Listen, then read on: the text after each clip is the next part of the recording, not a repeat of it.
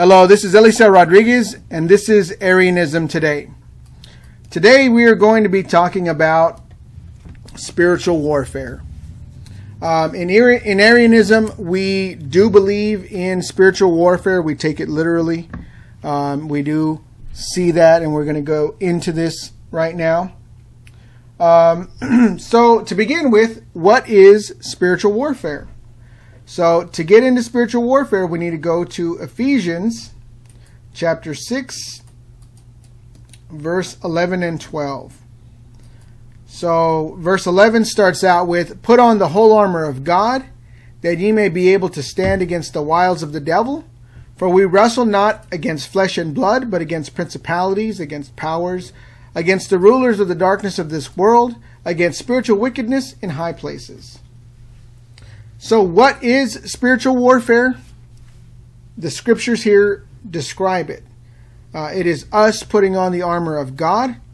And if you understand that it is God's armor, not our own armor that we are using, surely God's armor is impenetrable. That you may be able to stand against the wiles of the devil. It's showing you that there are wiles of the devil, that there are things that we have to go through that are coming from the devil. And then verse 12, "For we wrestle not against flesh and blood." Although there may be human beings out there who are going against God and Christ and the gospel and the desires of God for this world, those persons are not our enemy. It's kind of like the Matrix, where in the Matrix you see that anyone can be used by the enemy if they're not freed in the Matrix. So if you don't see that, then you don't know that you have to know that everyone can be used against you. And so in here, we wrestle not against flesh and blood, but against principalities, against powers, against the rulers of darkness of this world, against spiritual wickedness in high places. And so our battle, although the enemy may use human beings to come against us, we know that it is not them who know not. That's why Jesus said, "Forgive them, for they know not what they do." And where Stephen says, don't lay this charge against them, because they both understood that people do things without understanding that they're being influenced by the enemy.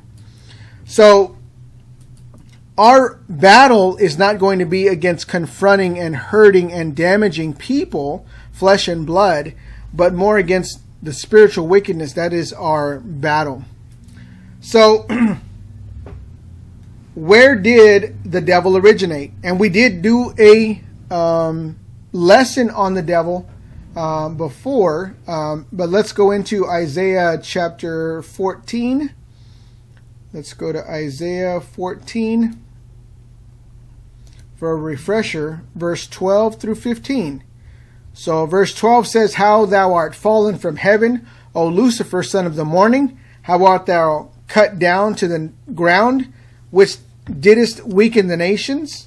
For thou hast said in thine heart, I will ascend into heaven. I will exalt my throne above the stars of God. I will sit also upon the mount of the congregation in the sides of the north. For thou hast said in thy heart," in verse 14, "I will ascend above the heights of the clouds. I will be like the Most High. Yet thou shalt be brought down to hell, to the sides of the pit." And so, where did the devil come from? The devil came from heaven. He fell. He was an angel that was supposed to be doing the will of God and following the instructions of God. And he decided that he was going to be like God. And as we know, angels are not made in the image or likeness of God. And he decided he was going to be like God, and he's going to elevate himself in that way. And he decided that. And as soon as that happened, obviously, Jesus told his eyewitness account that he saw Satan fall like lightning from heaven. So Ezekiel chapter 28, 13 through 17 gives us a little more backstory. Ezekiel 28, verse 13 through 17 says, Thou hast been in Eden, the garden of God. Every precious stone was thy covering, the sardius, the topaz, and the diamond, the beryl, the onyx, the jasper, the sapphire, the emerald, the carbuncle, and gold. The workmanship of thy tabrets and thy pipes was prepared in thee in the day thou wast created. Thou art the anointed cherub that covereth, and I have set thee also. Thou wast upon the holy mountain of God. Thou hast walked up and down in the midst of the fiery stones. Thou wast perfect in thy ways from the day thou wast created, till iniquity was found in thee. But the multitude of thy merchandise they have filled the midst of thee. Let's see here. With violence, and thou hast sinned. Therefore I will cast thee as profane out of the mountain of God, and I will destroy thee, O covering cherub, from the midst of the fiery stones of fire, of the midst of the stones of fire. Thine heart was lifted up because of thy beauty. Thou hast corrupted thy wisdom by reason of thy brightness. I will cast thee to the ground. I will lay thee before kings, that they may behold thee. And this is an intense and very awesome looking verses about the devil. And you find out that when the devil was created, that he was extremely beautiful. The outward appearance of the devil was amazing. If you look, he has the sardis stone, the topaz, diamonds. He's covered in these sardis and topaz, the diamond, the beryl, the onyx, the jasper, the sapphire, the emerald, the carbuncle. He's got gold. He's surrounded by these, covered in all of these beautiful jewels. When you look upon him, you see all of these things. And you see gold, you see all of this. He looks like a giant, living piece of jewelry. Then it says that the workmanship of thy tabrets and thy pipes was prepared in thee in the day that thou was created. The pipes, he could sing. There was music that came from his mouth. He had this beautifulness of ability to sing. And so you understand that he kind of always captures and gravitates through music and through song, and how he can work really well through the entertainment industry, especially music, because he had that, beautiful singing ability. The sound that came from him was beautiful, but all of that, he looked at all of that and made himself think that he was as good as God. And unfortunately, he should have understood that all of that was irrelevant. He had to stay humble before God. So that gives us a picture of the devil. Obviously, he was an anointed cherub. He was an angel, a cherub. He walked up and down on the fiery stones before God. He was good and accepted, and he was part of the community of angels for a while. And then he sinned, and it talks about how he fell. So this is the enemy that we have. So do demons exist? Matthew 25 verse 41. Matthew 25 verse 41 says, Then shall he say also unto them on the left, Depart from me, ye cursed, into everlasting fire, prepared for the devil and his angels. So, who are the devil's angels? Those are the demons they're no longer, accepted angels, although they're called angels. They are demons. That is where we get that understanding. The devil obviously is the serpent. That's Lucifer, and his angels are the demons. Luke chapter 10 verse 17 and 20. Luke chapter 10 verse 17 and 20. It says, And the 70 returned again with joy, saying, Lord, even the devils are subject unto us through thy name. So they're talking about the devils with an S, plural. So they're talking about the devils are subject. So that shows that they had an understanding that there were demons or devils. Verse 20 says, notwithstanding in this rejoice not that the spirits are subject unto you, but rather rejoice because your names are written in heaven. So we understand that these spirits that he's talking about are the same ones that he said, that the apostles were talking about, that even the devils are subject. So we need to understand that that's Jesus is even acknowledging what they're talking about and saying, don't be, super excited that the fact that that you can cast out devils in my name. Don't rejoice in that. Rejoice in that you have salvation. Rejoice in in that instead, that your names are written in the book of life. That's what you should rejoice in. So James chapter 2 verse 19. James chapter 2 verse 19. So it says, thou hast believed that there is one God, thou doest well. The devils also believe and tremble. So what are we understanding here? We understand that there are devils with an S. That James understands that there's not one devil, but there's devils. And that the devil and his angels, this is referring to these others. So you have to understand who these are that the Bible is speaking about, who Jesus is talking about, who James is talking about, who the apostles are talking about in Matthew. So what are demons? Demons are fallen angels who followed Satan at the time of his rebellion against God. So if we go to Revelations chapter 12,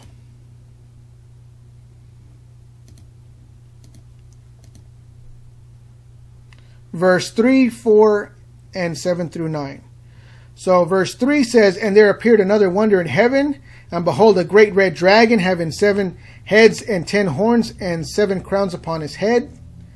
That dragon is obviously the devil. Verse 4 says, and his tail drew the third part of the stars of heaven, and did cast them to the earth. And the dragon stood before the woman, which was ready to be delivered, for to devour her child as soon as it was born. So a third part of the stars of heaven, the stars represent angels in heaven. So a third of all the angels in heaven followed after Satan. The other 2/3 stayed with God. So go to verse 7. It says, there was war in heaven. Michael and his angels fought against the dragon, and the dragon fought and his angels. So you have two. You have Michael, who is not Jesus, and his angels fighting against the devil and his angels. So you have two. And we know the number of angels on Michael's that Michael has is 2 times as big as the one that the devil has. But there's war in heaven. It says, and prevailed not, talking about the devil did not prevail, and prevailed not, neither was their place found any more in heaven. And the great dragon was cast out, that old serpent called the devil and Satan, which deceiveth the whole world. He was cast out into the earth, and his angels were cast out with him. So when we're talking about heaven, we've got to go back to the book of Genesis, and it says, in the beginning God created the heavens and the earth. And we also have to understand that Paul talked about going to the third heaven. And you see the plurality of the word heavens. We know that the expanse that was made to separate the waters above and below is considered the cloud, the atmospheric area of the earth. That is the one heaven. And then you have the starry area where the Jupiter and Neptune and all of these planets, the Milky Way and all of that, where that resides, that is the second heaven. And you have stories about, and I'm not sure if we're going to get into this just yet, but where Daniel was praying, and there was, spiritual warfare in heaven, before it coming to earth. So we understand that, this is where all of this was going on. But then at this moment, Michael and the angels with him casted out the devil from that next realm, which would be, in my opinion, outer space. So in outer space, he's been cast down to earth. So now he had full reign over the whole universe, let's say, the whole outer space area. He had control over that area and the earth. And now the angels have come and overtaken the whole outer space area, in my opinion, and have allotted him only the space on earth. Now, he and all of the demons are crammed into just the area under the heavens. So, so we have an understanding now of why he's just going crazy on the earth, roaming like crazy, and making some serious changes down here. So that is the beginning of what we're going to get into. I want to keep these videos kind of short. The next part of it, we'll be talking about a little more about what the scripture talks about demons, what they can do to people, kind of Christian, about Christians and their relationship, or not relationship, but their dealings with demonic things. Can a Christian be demon oppressed? Should a Christian fear demons? How can a Christian recognize the presence of demons? This kind of thing. Expelling demons, the destiny of all of that. We'll get into that in the next video. But until then, I hope you guys have a great week. Please visit my webpage, ArianismToday.com. We have the Facebook page, Arianism Today. We have a discussion group, Arianism Today discussion group. We're on Twitter, not really a lot on Twitter, but we're on Twitter at Arianism Today. And we are just going to keep getting further and further along and helping everyone understand what Arianism believes, and what do we hold true in different facets, so that we can teach and grow and let people understand fully what we believe, so that they can agree with us and move forward in Jesus' name. So have a good week. I'll talk to you guys later. Bye.